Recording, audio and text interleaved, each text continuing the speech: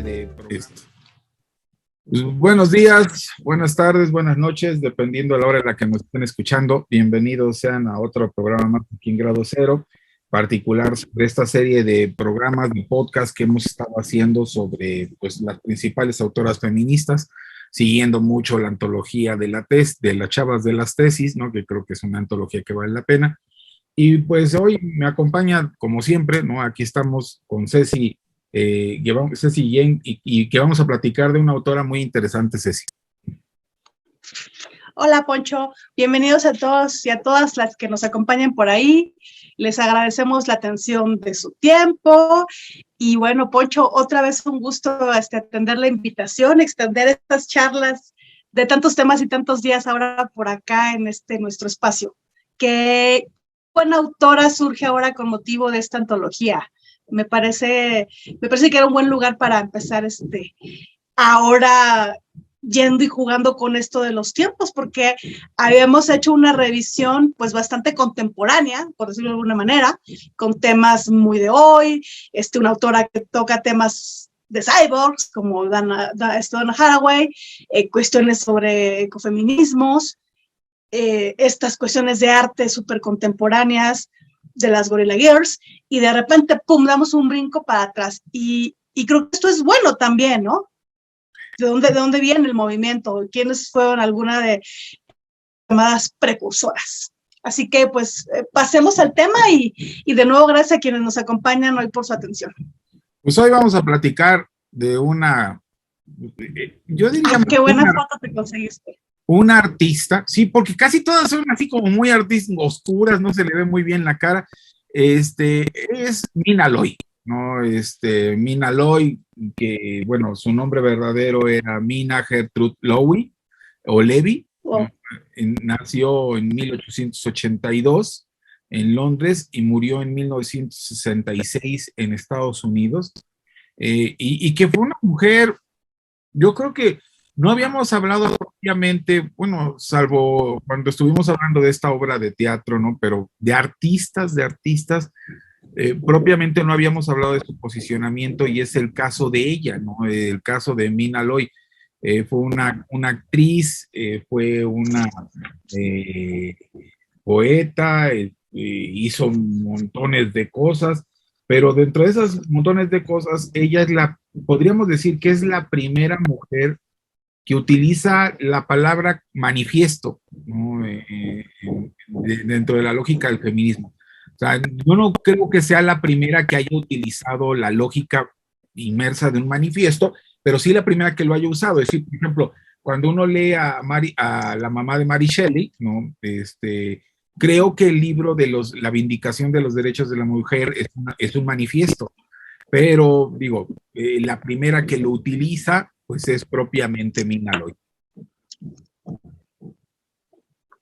Pues yo creo que en una época, bueno, no sé si en una época, pero estoy mintiendo.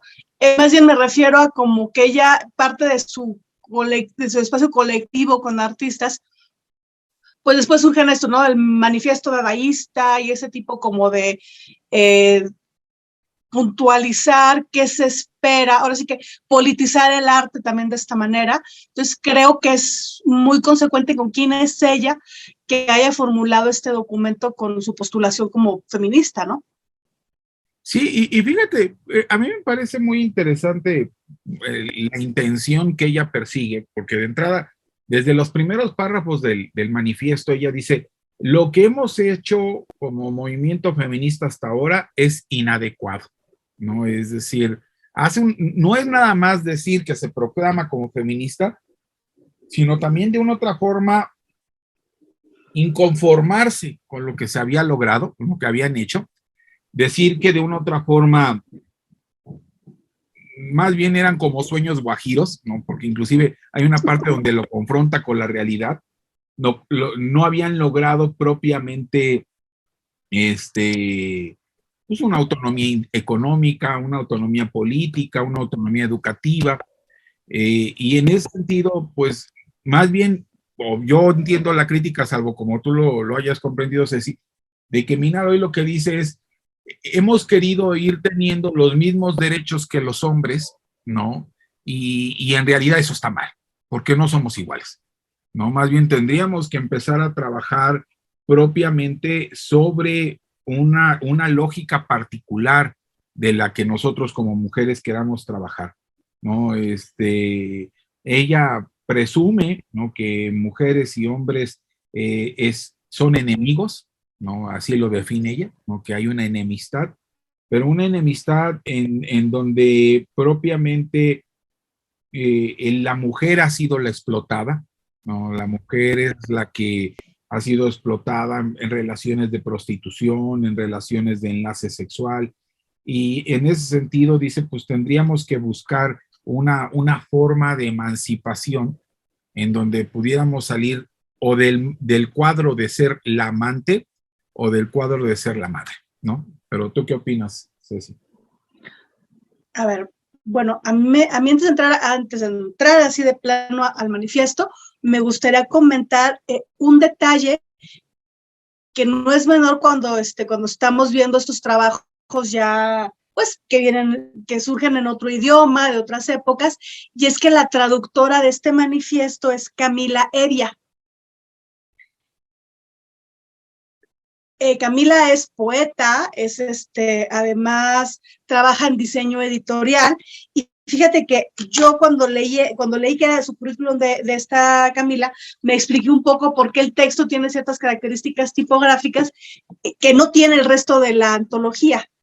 Sí. Me gustaba cómo está resubrayado y remarcado el texto, y claro, comprendí, dije, la traductora le iba a dar importancia también a ese realce tipográfico, siendo también ella alguien que hace cuestiones de diseño, al igual que como lo mencionabas tú, como la misma autora del manifiesto. Entonces, de alguna manera, esta versión que tenemos aquí en el libro de las tesis une a dos mujeres que hacen diseño, porque Mina Loy también diseñó, por ejemplo, lámparas, diseñó este arte objeto.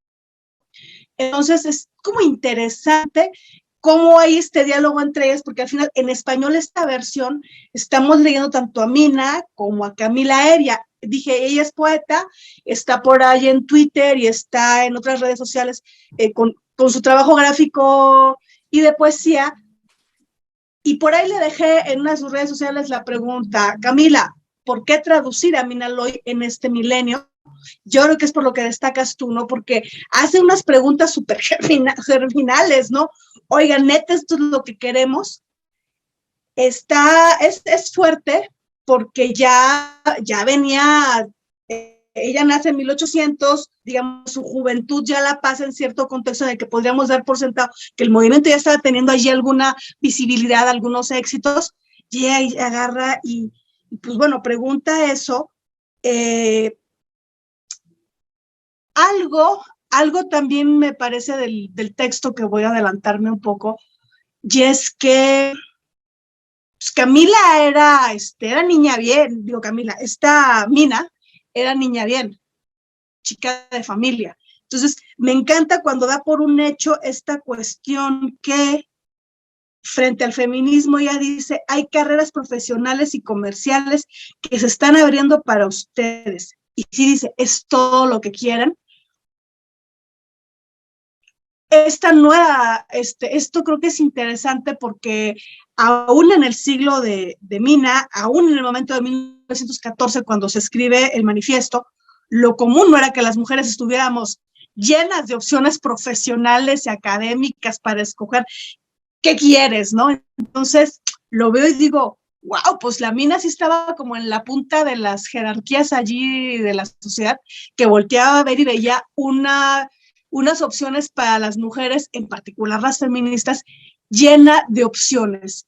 Me llama mucho la atención, Poncho, porque creo que eso no era el común de las mujeres, aunque nos diría algo de las que se enunciaban feministas a principio del siglo, del contexto de Mina Loy, ¿no?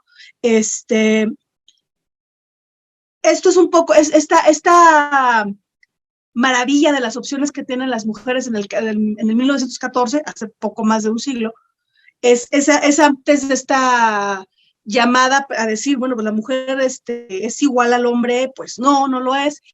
Y creo que esto ahora que hay muchas discusiones también acerca de qué es ser mujer, me parece muy interesante porque no tiene las complejidades de ahora, que hoy estamos enfrentando, pero me gusta porque creo que lo resume en pues mujer es igual a ser mujer, y ya después hablamos de los contenidos, pero me gusta que lo separa de esta obsesión de el hombre como referente del mismo movimiento o de la identidad de ser mujer.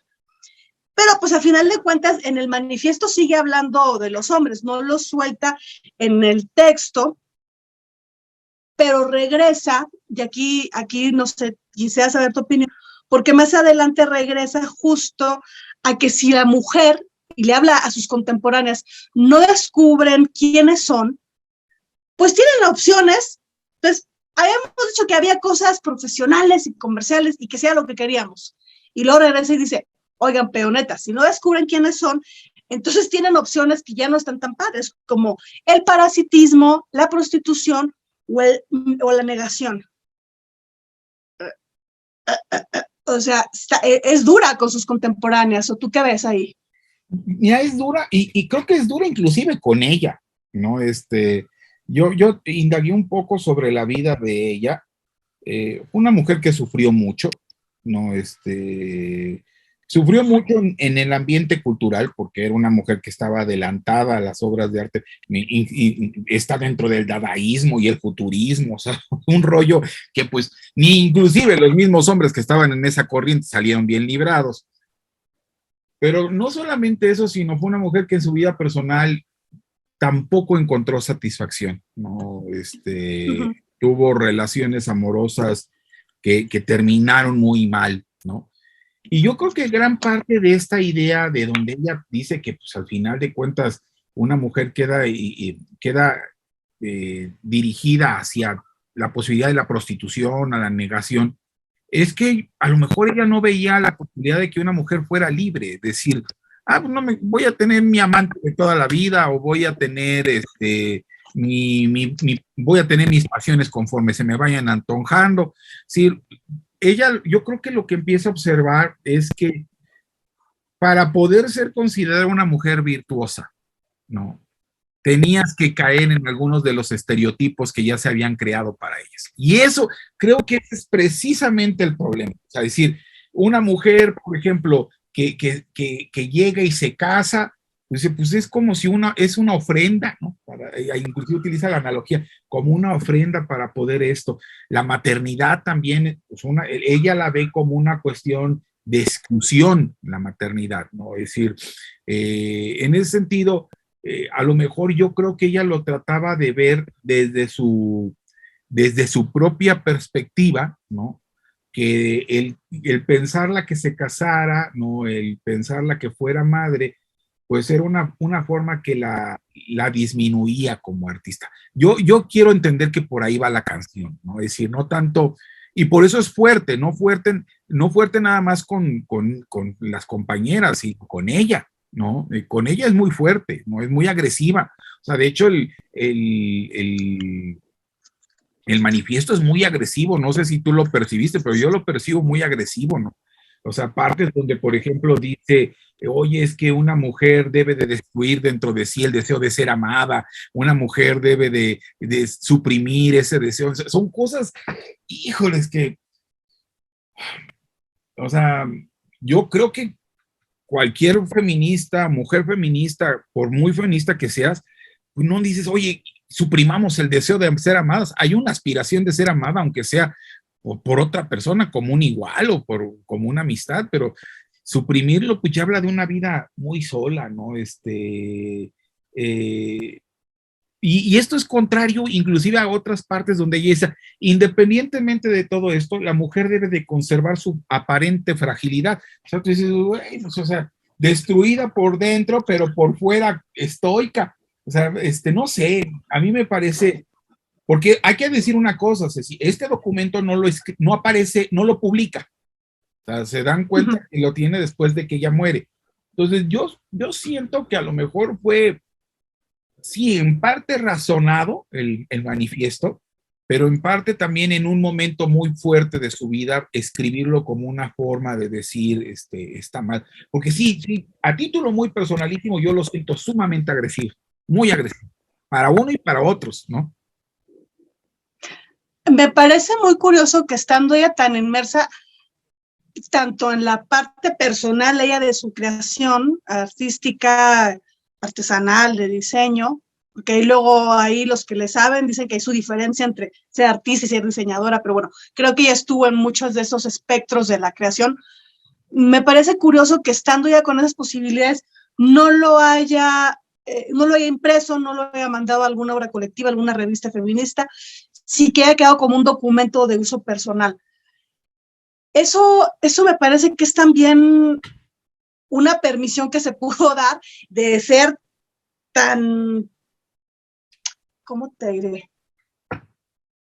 Tan cuestionadora como franca a la hora de hablar de cómo poner así, oigan, esto por más que no sé, que consideramos el derecho al voto, hay que saber quiénes somos, porque si no nos quedan las opciones de ser parásitos o la prostitución. O sea, había ciertas preocupaciones, aquí también se me hace muy del orden de lo moral, pero, a ver, este texto ya no lo escribe ella de chavita feminista, ni tampoco lo escribe ya al final de su vida.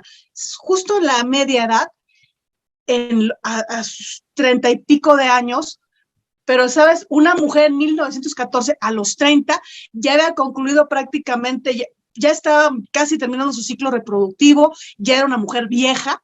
Entonces, híjole, tener 30 y pico, hace un siglo, ¿cuál será su equivalente en este lugar de ser mujer? Y en ese sentido me parece muy interesante cómo voltea a ver ella la maternidad y el mandato de la maternidad después de estar ya despidiéndose. No lo sé de fijo con las fechas, porque justo lo que es esto de su bibliografía atraviesa matrimonios, intentos de seguir al novio a Argentina, cosas muy apasionadas, pero seguramente también la maternidad. Entonces creo que esta parte ya no la escribe con la ingenuidad. Creo que cuando habla de hay que destruir el amor, en ese sentido sí es una precursora, porque ahora lo que se discute es el problema con el amor es el amor romántico, no esta aspiración a esa manera de amor que no es buena ni para las feministas ni para las mujeres en general, ¿no? Y también me revela allí que a lo mejor había estado en alguna cosa de psicoanálisis, alguna cosa de diván, tan de moda entre las damas ricas de su época, porque esto del deseo del otro es así la manera en que estos freudianos y luego los lacanianos hablan de lo que se espera cuando lo que quieres es ser amada, no tu amar. Entonces, a lo mejor allí se empiezan a conformar ciertos diálogos en el texto que me son interesantes. Yo, antes de irme a esa parte del amor, hay una cuestión que también en su obra me sigue admirando mucho la claridad con lo que lo escribe, pero donde yo veo un poco de, ¿cómo te diré? De esto que te digo de, Mina es muy clara, es muy feminista, es muy talentosa, se plantea políticamente que es este feminismo, pero también trae un sesgo de clase, porque ella por aquí se avienta. La primera ilusión que habría que demoler para su propio interés es la división entre dos clases de mujeres, amante y madre. Y se sigue por ahí. Ahí me parece que este manifiesto es como, ¿cómo te diré? En cierta manera, Poncho, aunque habla de las profesiones y aunque habla también de la maternidad y cómo deben ser los hijos de las mujeres superiores, me parece que es un manifiesto feminista, pero le habla a las feministas muy del ámbito doméstico, de esas mujeres que justo desde cierta posibilidad económica, aunque después anduvieran teniendo vidas muy interesantes, como que ya tenían este respaldo familiar. Es muy distinto lo que habla ella sobre ser mujer y decir, es que lo primero es ver esto de ser amante o ser mujer, ¿no?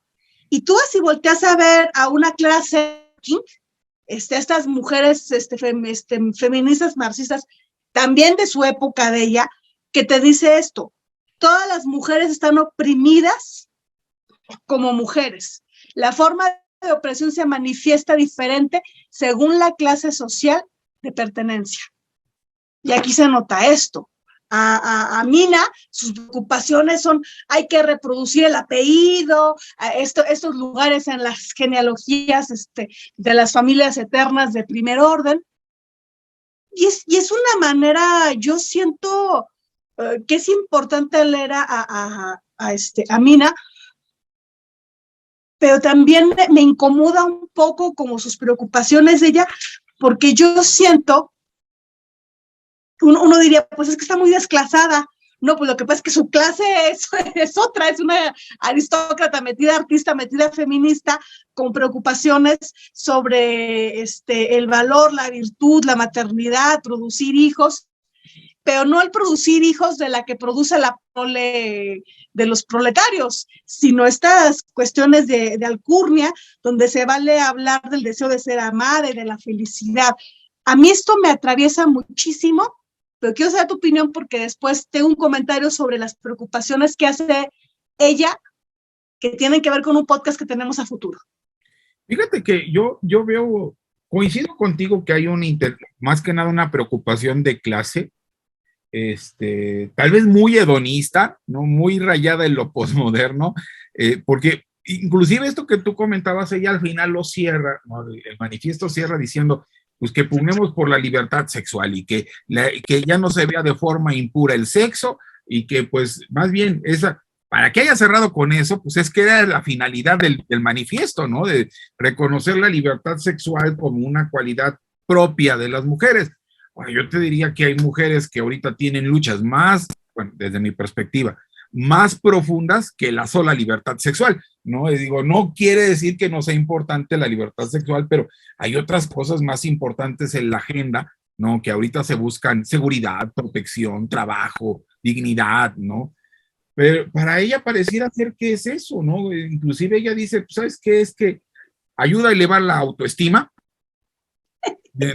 Sí, así lo pone, no es broma, ¿no? Sí, pues te digo, es que parece que venía de ver así como estuvo en el diván del terapeuta pensando en su autoestima. Sí. Se me hace tan fresa, tan posh, tan de feminista blanca, y por eso es importante leerle y decir, pues las feministas blancas andan igual que esta mujer en 100 años.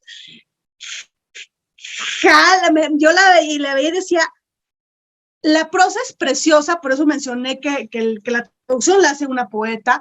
El texto es muy lúcido, es duro, pero es feminismo blanqueado. Y 100 años después, las feministas blancas creo que siguen por el mismo rollo. Preocupada, pero feminista blanca, no solamente ya de un interés blanco, sino también un interés de clase muy alta. Porque, muy.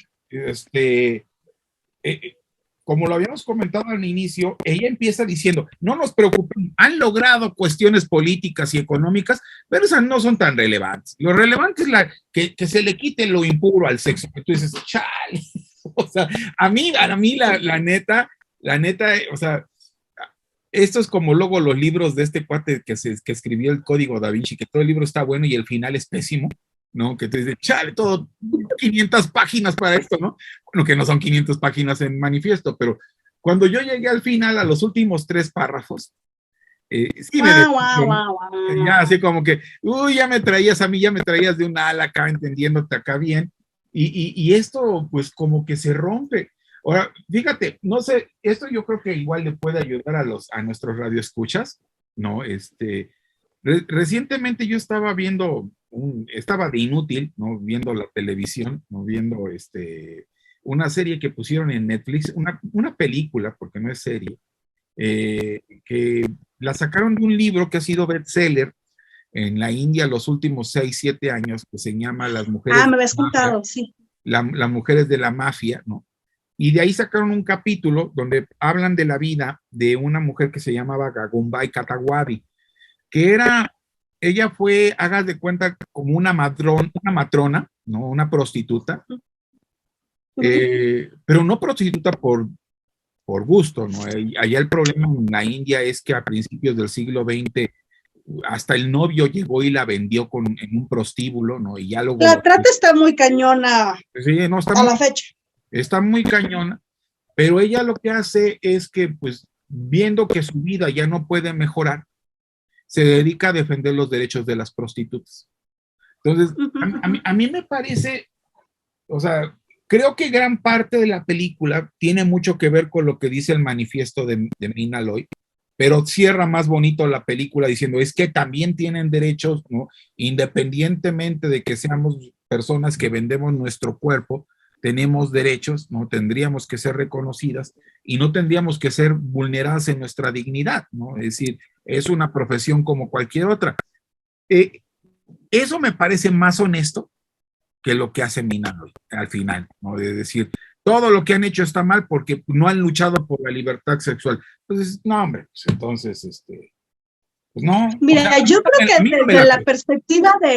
desde la perspectiva del libre desarrollo de la personalidad, efectivamente, el componente del placer, de la, pues hasta de politizar, si tu placer tiene algún sentido también político para ti, creo que sin duda allí sí es como una cosa para quien dada incluso el ciclo de vida puede ser importante, pero no por nada, y por eso lo mencionaba yo, pues en los 60 mucha de la idea del feminismo era la revolución sexual, ¿no? Que era el eslogan también de la pastilla, de la píldora para controlar el embarazo. O sea, sí había una asociación del feminismo con esta idea de liberación sexual. Y fue una parte de las agendas importantes para quienes tenían garantizado pues una vida profesional, un respaldo económico. Eso sin duda yo lo veo y digo, pues es muy consistente con ciertas evoluciones del feminismo y ciertas preocupaciones que a la fecha están ahí, que digo, no las desbarranco en cuanto a que son parte del derecho a desarrollar la personalidad, y cada quien sabe hasta dónde la complejiza su propia personalidad. Ahora, creo que a mí sí, cuando lo acabé de leer, me regresé justo a esta parte donde se queja de si se ha logrado y que es inadecuado, bla, bla, bla. Y vuelvo a esto que he dicho al menos en 2 ocasiones. Mina era diseñadora de lámparas. Obvio, no tenía la empatía, por lo visto, ni siquiera con sus sillas al diván, para comprender que lo que estaban haciendo otros feminismos era luchar por los derechos de las mujeres de la fábrica de lámparas que ella diseñaba, ¿me entiendes? Esto a veces de colocarte o de solo tener como aprecio por las causas de ciertas jerarquías no es trivial, Poncho. O sea, ¿dónde volteé a ver estas cuestiones acerca de tienes opciones de parasitismo, prostitución o negación? No sé, ahí negación me suena más complejo, tendría que saber a qué se refería con eso, pero no es cierto. Y por eso decía yo estas opciones de ella de se han abierto carreras profesionales y comerciales. Y las obreras, o sea, no todas las mujeres estaban con esas mortificaciones, insisto, y estaban más preocupadas por avanzar derechos sindicales, jornada de 8 horas, porque tenían que ejercer cuidados ellas mismas o alguien en sus domicilios, y otro tipo de problemas donde sí la representación política de salir a votar y que tu voto contara en tu sindicato al menos, o más adelante en el sufragismo ya de más electoral, más público, claro que importaba. O sea, y probablemente en esos espacios donde esta mujer un poco clasista no se imagina, pues yo creo que también estaban las cargas de la buena madre, ¿no? Pero creo que ella está, insisto, hay una cuestión muy monotemática donde parece que va a despegar genial el manifiesto y es importante pensarlo. A los 30 ya tenía resuelto cosas, sí, está muy interesante. Pero ahora quiero pasar al tema que atraviesan muchos puntos del manifiesto, Poncho, porque este manifiesto además enuncia otro privilegio de ella de clase, poderse preocupar de su salud mental a principios del siglo pasado. Está cañona, en ese sentido yo sí la vi y dije, guácala, de tan blanca que no hago clic con ella, pues está muy cañona que sí está hablando de cosas que ni siquiera Kate Millett en los 60s, en su obra publicada en los 90s de Viaje al Manicomio, uno dice, ay, es que fue la primera. Pues no, Mina no habla de sus encierros, a diferencia de Kate, pero se ve aquí en el mismo manifiesto, y seguramente tú encontraste algunas ideas sobre su bibliografía y biografía, donde hay cosas también sobre este tema de salud mental. Mira, porque por acá empieza un poco en el rollo de la virtud, espérame. Fíjate que una de las cosas que a mí me gustó, no sé si lo percibiste en esta mira de irnos adelantando en el texto, las chavas de las tesis hicieron un ejercicio bien padre, bueno, por lo menos a mí me gustó, porque ponen primero este manifiesto, ¿no?, de esta mujer de clase, luego ponen uno de Gertrude Stein, del quien vamos a hablar después, que es otras preocupaciones, mientras que Mina Loy dice, no se enamoren, no sientan amor. Lo primero que defiende Stein es que hay que tener amor por el otro, hay que tener compaginación. Y al final cierra con un otro manifiesto, pero escrito por un personajazo que ojalá lo podamos entrevistar después, que es muy interesante, que es Paul Preciado, ¿no? Pero los tres son manifiestos que, ¿sabes qué te dejan ver? Que esto que hemos ido tratando de comentar a lo largo de nuestras prácticas, de que el feminismo es muy amplio, ¿no? Y que las luchas que tienen son muy amplias, o sea, no es hablar de yo llevo la bandera del feminismo, no, de un tipo de feminismo que puede ser reconocido y aplaudido por un grupo de personas, pero no quiere decir que sea el feminismo. Hay otros que pueden ser feministas, ¿no? Este ejercicio, por ejemplo, que hace Paul Preciado, para aquellos que no lo conocen, que no han trabajado con él escribió un libro que es el Manifiesto Contrasexual, que es un trabajazo muy interesante sobre la comunidad trans, lesbiana, gay, todo esto. Y me parece muy interesante, ¿no? Ahora, yo creo que uno lo que va haciendo, por la forma en que inclusive ellas acomodaron eso, es que uno se va dando cuenta de que hay textos como este de Mina Loy que empiezan muy fuerte con tambores de guerra, ¿no? Empieza con tambores de guerra y termina con un chiflido de grillo, ¿no? O sea, con un chirrillo de cama. Sí, porque es que, miren, para que más o menos entiendan, ¿no? Voy a leer el último párrafo para que vean por qué me decepciono, ¿no? O sea, después de todo esto que hablamos, cierra así este manifiesto de Mina Loy. Dice, otra gran ilusión por las que las mujeres deben de utilizar toda su introspección, intuición e imprecisa valentía en destruir por el bien de su autoestima es la impureza del sexo. Una revelación que desafía la superstición y demuestre que no hay nada impuro en el sexo, excepto una actitud mental hacia él. Constituirá una regeneración social incalculable y más amplia de la que nuestra generación pudiera imaginar. Entonces, o sea, bueno. Pues es que ella era muy artista y muy genia, pero pues estaban reprimidas, y yo lo que volteaba y decía, oigan, chavas, nuestra generación nos hace falta algo de entretenimiento. Pues sí, porque pues, creo que en su clase tenían mucho tiempo libre para preocuparse por estas cosas. Ya encontré lo que te decía acerca de sus preocupaciones de salud mental. Dime. Mira, por aquí se le atraviesa un rollo acerca de la maternidad. Y mira, me quiero detener aquí porque justo acabamos de tener en la región, en Latinoamérica, el domingo 8, creo, se festejó el Día de la Madre en muchos países, y en México pues fue ayer, el día 10. Y te digo que ella va y viene de esas preocupaciones que, claro, sin píldora para programar tu embarazo, tener sexo estaba bien ligado a la maternidad. Entonces, como que primero habla y se hace una idea sobre la maternidad, y luego ya habla de esto que mencionabas tú, y esto es el aporte de nuestra generación, pero se detiene mucho a hablar acerca de la mala madre, ¿no? Porque sí. Primero está hablando de restricciones, de la madre, toda mujer bien equilibrada y desarrollada, ¿no? Porque si no, si eres una amante pobre, vas a ser una madre incompetente. Luego esta madre incompetente, acá la atraviesa, vuelve a regresar el texto, porque si queda hijo de una mujer superior, ¿Cómo entonces, cómo dejas de ser esa madre incompetente? Una madre superior, porque eres una mujer superior. Esto es resultado de un periodo de vida con pleno desarrollo psíquico. Fíjate, qué curioso, ¿no? Seguramente es una manera también muy lúcida de revelarse a lo que en esa época era común de embarazos muy jóvenes, tanto por mandato social como por evitar complicaciones de partos que se sobrevienen con edad avanzada, o mediana edad en realidad. Y es curioso, ¿no? Cómo está hablando de mujeres, de madres equilibradas, madres superiores, pero después de esas posibilidades de desarrollo psíquico, lo enuncia así, ¿eh?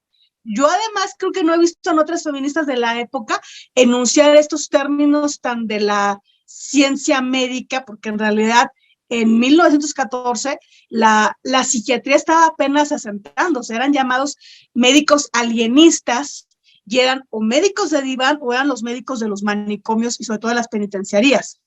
Entonces lo atraviesa ahí con la maternidad y cierra con esto de bla, bla, bla, la mujer debe hacerse más responsable por sus hijos que el hombre.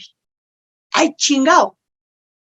Sí. Yo no sé si es un reproche a ella o un mandato para las demás, pero se me hace muy curioso que en medio de esto está analizando cómo es el hombre, cómo es el fracaso, la felicidad, de repente le dé en esta preocupación por la maternidad de las mujeres superiores y psíquicamente desarrolladas, se agarra ese lugar pues tan contrario con lo que hoy estaríamos hablando de reparto de cuidados, reparto de funciones, de funciones y de roles. Es curioso. Y bueno, al final, ya antes del texto que tú decías, ella vuelve a esta idea de la felicidad, para su felicidad, la mujer debe conservar su fragilidad. Fíjate, esa parte que te incomodaba, pero irreductible y abundante salud como resultado de una mente saludable. Hay aquí atravesadas unas ideas, además del sexo, también sobre la maternidad y la mente saludable, mujer superior o si no, madre incompetente. Hay unas ideas que yo creo que tal vez no encontré argumentos para analizarlo y revelarse, porque eso también es una cosa que se te complica si tu entorno es pues muy cerrado y eres una adelantada a tu época, como que ya te quedas en la punta de tu época, pero siempre jalándote a los estereotipos y los atavismos de tu generación. Creo que en ese sentido yo la veía y decía, wow, ¿quién no se ha sentido, sobre todo las feministas que nos arranca por lo radical, quién no se ha sentido así como media adelantada a la época, medio con quién dialogo estas inquietudes, que son las que te acaban regresando a lo común y corriente del discurso, pues sí, instalado, mainstreaming de la época. Eso también es súper interesante en el caso de Loy, porque decimos, no, es que al final de cuentas, mira, qué hueva, se queda en esto. Perdón, ¿qué te dije? Qué pereza, porque no acaba de despegar, pero es que ser mujer, ser feminista, y estarte despegando de toda esta, pues, no sé, como masa pegajosa, yo creo que hay que reconocerle, no es que fueras limitada, es que socialmente también seguramente no tenía más réplicas, y es la ventaja del movimiento feminista, donde lo que decías tú, es diverso, tiene más diálogo, y allí es donde deberíamos preocuparnos de no volver de este movimiento un monólogo donde no tengamos escucha, y entonces todas las posiciones sean irreconciliables, contrarias y beligerantes, ¿no? Creo que ese es un reto para los diálogos que debería tener este feminismo, porque ya vemos lo que le pasa a las minas Lois, que sin más diálogo, pues se quedan ahí sin acabar de despegar grandes ideas. Fíjate sesgadas por clase, pero buenas ideas. Tú creo que le atinas en esta parte, tal vez lo que me causa incomodidad del texto de ella, ¿no? Es decir, utilizaste la palabra dialogar, ¿no? Pero ella llega a cortar, no deja títere con cabeza. O sea, el problema es que al inicio llega y con espada sarracena corta todo, dice, no, todos ustedes están mal, han hecho mal la lucha, no han entendido nada, y después propone su respuesta que pues dice, no, no manches, ¿no? O sea, todo para decirnos esto, pues la verdad, no. Yo creo que tal vez ese es el problema que yo tengo con la lectura de Mina Loy, y a lo mejor, tal vez también inclusive, esa es la razón por la cual nunca lo publica. Yo creo que más bien se arrancó en un ataque de ira, no ha de haber recibido una crítica muy fea o algo así por su forma de vida, y se arrancó a escribirla, pero yo no siento, o sea, el simple hecho en este párrafo donde ella dice, es que una mujer debe de suprimir el amor, pues es que entonces si suprimes el amor tampoco entonces hay feminismo, no hay sororidad. O sea, si suprimes, o sea, entonces ¿qué hay? No, más bien lucha constante, ¿no? Tener los guantes. Bueno, no, Donna Haraway, acuérdate que hablaba de que si no, de que las afinidades eran más complejas y más completas que solo el amor. Esa es otra alternativa, pero pues mira, Loy no tenía Haraway para platicar eso. No, a mí me parece que también tú en esto seguramente de leer su biografía, te das una idea pues de los chismotes a los que estaba expuesta ella, y a ver, pues, ¿qué te queda? Decir, no, conmigo no se metan porque yo soy feminista, lo hago porque soy bien requete feminista. Sí, o sea, adelantado no a su época, además viviendo una época culturalmente previa a lo que después en Europa es nazismo moralino de cerrar, encontrar el arte bruto y rechazarlo. Creo que a ella le tocó una época muy efervescente donde esto de vivir la sexualidad libremente era un interés, pero insisto, estaba vedado por los temas de vas a quedar embarazada, mi chula, y eran cuestiones que a las familias bien les importaba, Poncho. O sea, tienes el mandato de tener hijos, pero con familias de estirpe, no me vengas a traer, ella anduvo de novia con alguien también pues no de su categoría social, que esperaban sus parientes. Entonces creo que estaba ella también siendo supervisada seguramente, y cuando yo menciono que hay mucha preocupación aquí, que yo leo que ella va y viene del diván cuando habla de sus preocupaciones de la cosa psíquica y la cosa superior, recordemos que a la fecha muchos de los controles sociales sobre las mujeres, una manera de normar la heteronormatividad entre muchas herramientas y estructuras, pues tiene el derecho, tiene la institución del matrimonio, los mandatos sobre la maternidad, pero uno que para mí se avienta por aquí, no enunciado, pero sí bien vivo, es el mandato, son los mandatos del control psiquiátrico. A esta mujer, y sobre todo a la de su clase, las mandaban a encerrar tranquilamente, porque estaban haciendo demasiado escándalo, estaban siendo demasiado excéntricas, estaban amando con demasiada intensidad y haciendo demasiados escándalos, chismes. Mira, si a la fecha hay mucho estigma por usar sustancias, artistas de su época que le pegaban duro a los ajenjos y a todas estas opios y todas esas sustancias tan de la época, pues también ella seguro que les tocaba sus entradas, sus mandadas al manicomio, o la amenaza de te voy a internar, porque ya le vamos a decir a tu tío, el alienista, que te venga a checar. Y ese era uno de los controles más comunes. Años después, artistas como Remedios Varo, como se me fue su nombre, Remedios Varo y la otra, súper querida aquí en México. ¿Frida? Bueno, no, Frida tenía discapacidad, pero Frida no, de las que entraron a manicomio. Ahorita me acuerdo quién es ella, pero de quién estoy pensando. Pero entraban y salían, su fragilidad, su manera de hacer arte, las colocaba susceptibles de ser enviadas a los manicomios. Por ejemplo, hay una película, no me acuerdo si está en Netflix o en Amazon, pero está La vida de Colette, que también era toda esta mujer en la efervescencia cultural francesa, donde también sabes que ya me hartaste y te meto al manicomio. esas eran las sanciones sociales que también estaban a la mano en la clase social. Entonces, las mandaban a baños termales, a clínicas de reposo, a meditar porque eran tan malas madres, y pues les tocaba de todo, ¿no? Ser ser las novias también después. Una cosa que estaba yo leyendo por ahí en un libro de excentricidades psiquiátricas de la época, es que luego también algunos de estos médicos acababan de amantes de alguna esposa importante de alguien, porque había maneras de atender la histeria de estas mujeres que estaba sobrediagnosticada.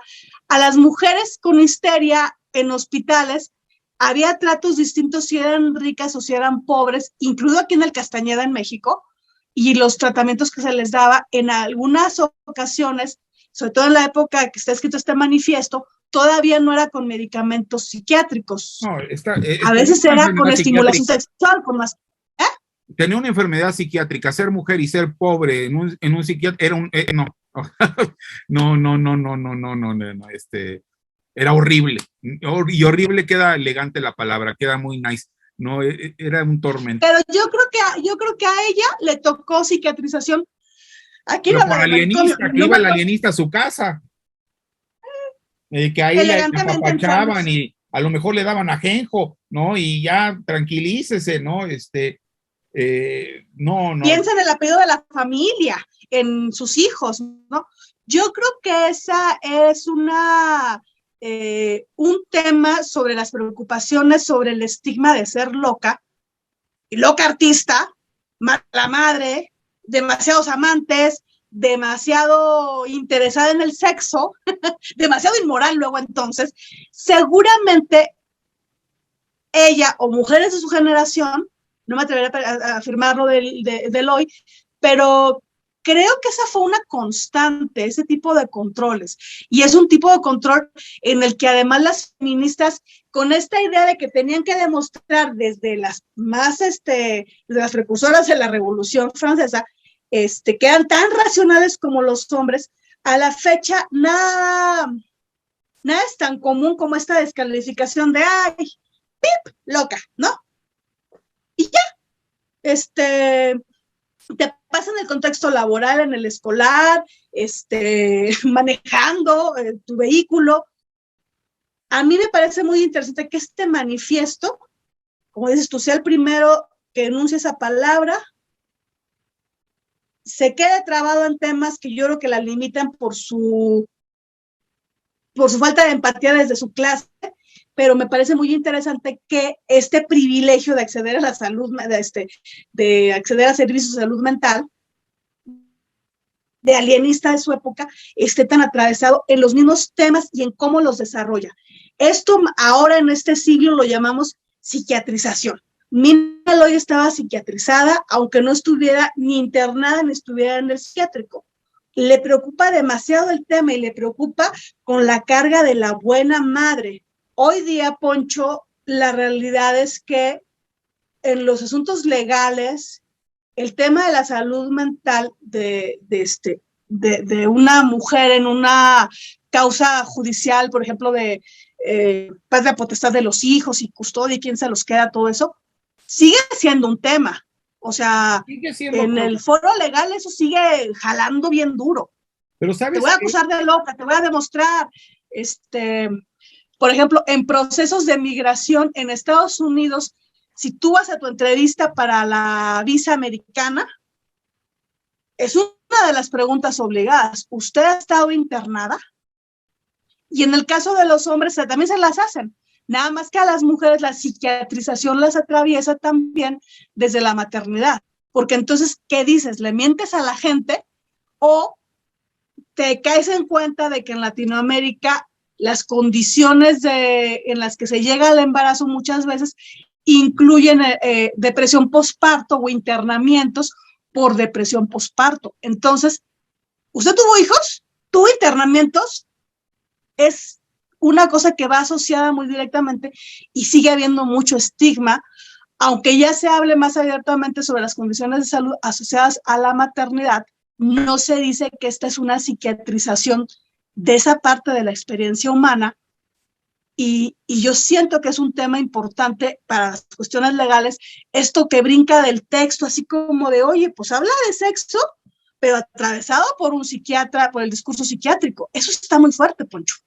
Pero, ¿sabes? La Suprema Corte hará hace 3 años, poco más, hace 3 años, encontró en un caso de una mujer con diagnóstico de esquizofrenia que estaba pidiendo que se revisara la negativa de que tuviera visitas con sus propios hijos. ¿Sabes qué dijo la Corte? Ese asunto no es interesante ni relevante. ¡Wow!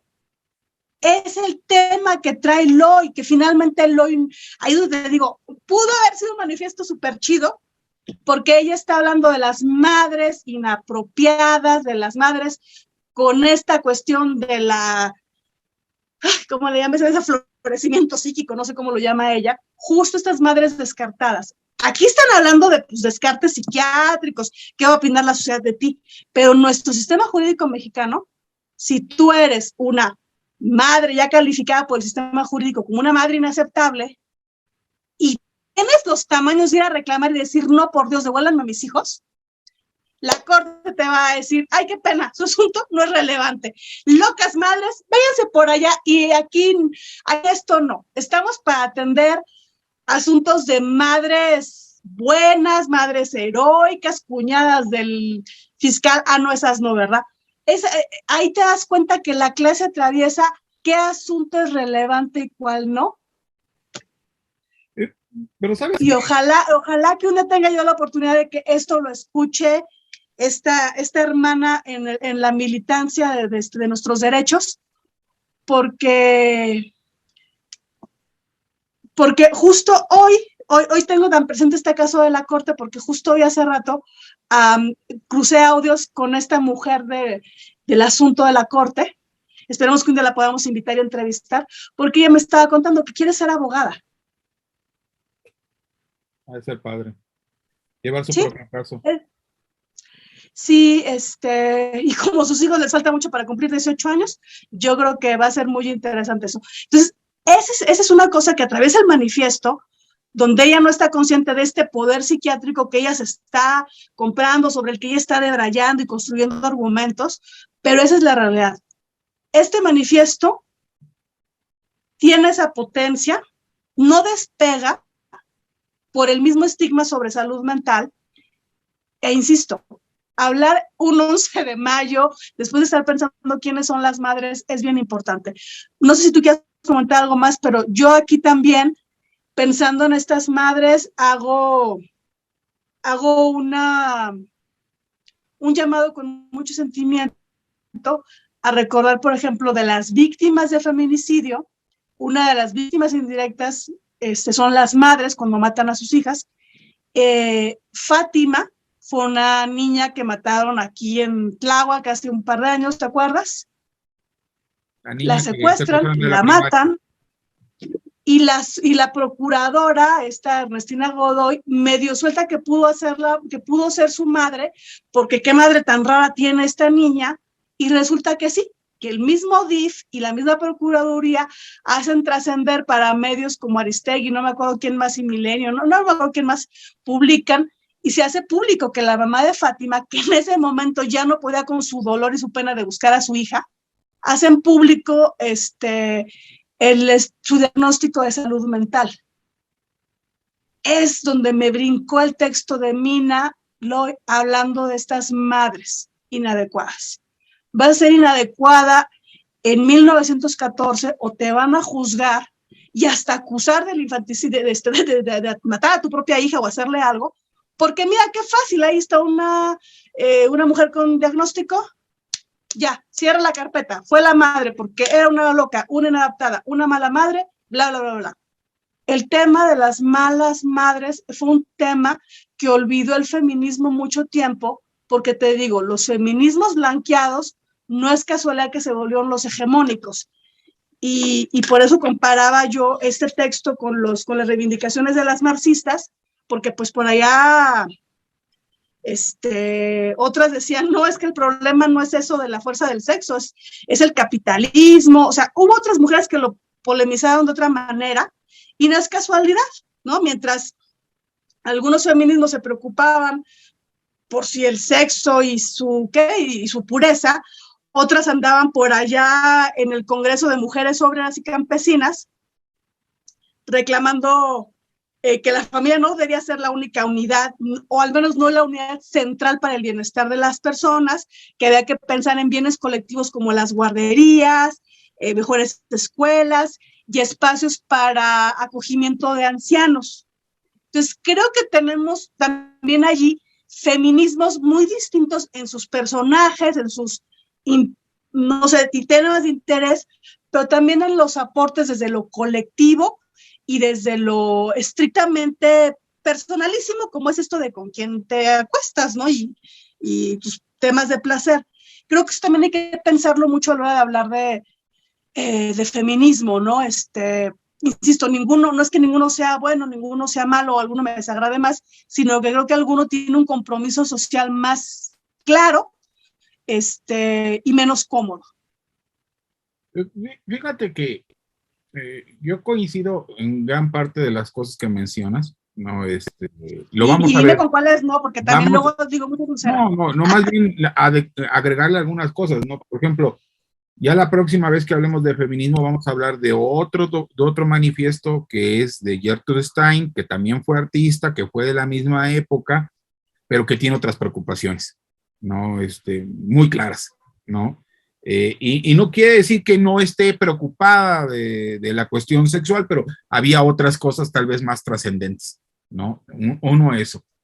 Dos, sobre lo que comentas de la locura, fíjate que a mí me parece muy interesante. Ahorita estoy por terminar un libro, una novela que se llama Mujer al ¿Cuál? borde del tiempo, ¿no? De Marsh Percy, que siempre la había oído escuchar la celebraban como una novela muy importante dentro del feminismo y de la ciencia ficción, que precisamente Okay. habla de una mujer loca, ¿no? Habla de una mujer latina, de latina, en Nueva York, que la mandan al manicomio, ¿no?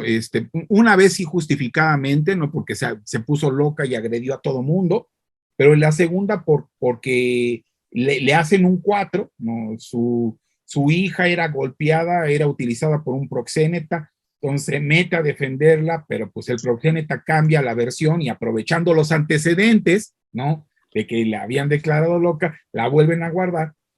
Pero bueno, ya no quiero contar más de la historia, ¿no? Que precisamente habla de ese problema, pero ojo, siento, a lo mejor van a decir, qué rudo eres con Mina Lloyd, no era nada más la preocupación de la libertad sexual, o sea, no era nada más eso, o sea, no sé si, no, repito, como no se publicó, ustedes y yo nunca vamos a saber si era la versión final del texto, si ahí quedaba, si le quería agregar después más cosas.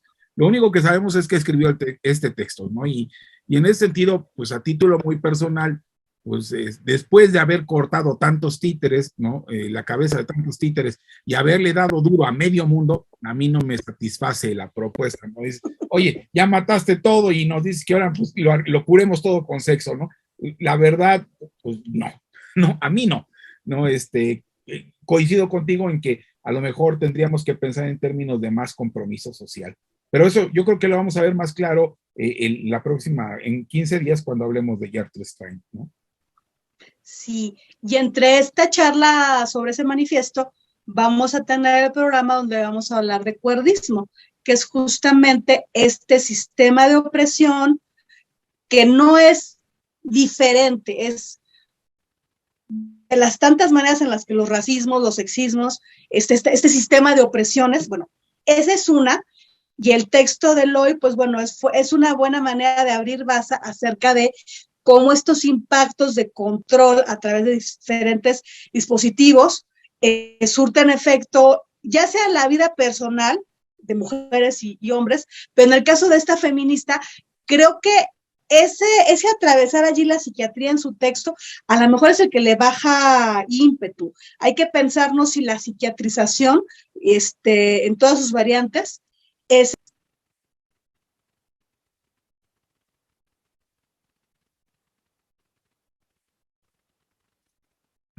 Se te cortó el micrófono, Creo que lo apagaste, Ceci. Ya ahí, ahora ya sí se oye. Como programa. Sí. Pues bueno, entonces no nos queda más que despedirnos. Gracias, Ceci. No estuvo buena la plática del día de hoy. No, lástima, no, ahí podríamos aplicar la de fue un tirititito, el de Minaloy. Iba para hacer un gran texto, muy, muy gran texto, ¿no? Y pues, no, no, al final, no, aunque repito, a lo mejor su intención no era terminarlo y lo iba a terminar después, ¿no? Y llegó la muerte y la recogió y no lo pudo terminar. Es decir, es algo que nunca vamos a ver. Yo creo que también le debe haber faltado manada, Poncho. El texto, digo, tiene estas preocupaciones sobre salud mental, pero en esa ocasión, en aquella época, las mujeres locas estaban, no hacían comunidad más que dentro del psiquiátrico, porque era tenías algo que demostrar no ser loco para salir. No tenía manada, creo que le falta empatía, es muy clasista, pero creo que le faltó manada. Así que eso yo creo que es una de los pendientes que tal vez tenemos que pensarnos en esos feminismos tan protagónicos, pero tan en solitario. Así que, pues, chavos, yo creo que hay que pensar en hacer una buena manada y discutir cuál sería el manifiesto colectivo. Poncho, pues un gusto platicar contigo, a nuestros podescuchas, pues vean los otros programas que tenemos previos, los otros diálogos de Poncho con otras 1000 personas. A mí me encuentran como Pierre Dardot, a un politólogo francés, Pierre Dardot. En esta semana. Ándale, sí, tienes una agenda súper interesante ahí.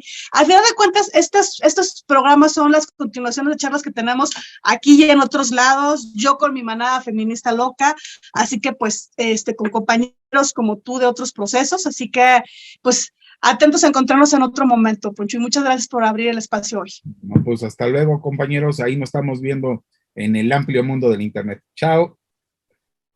Chao. Besos, Ponchito. Hasta luego. Déjame.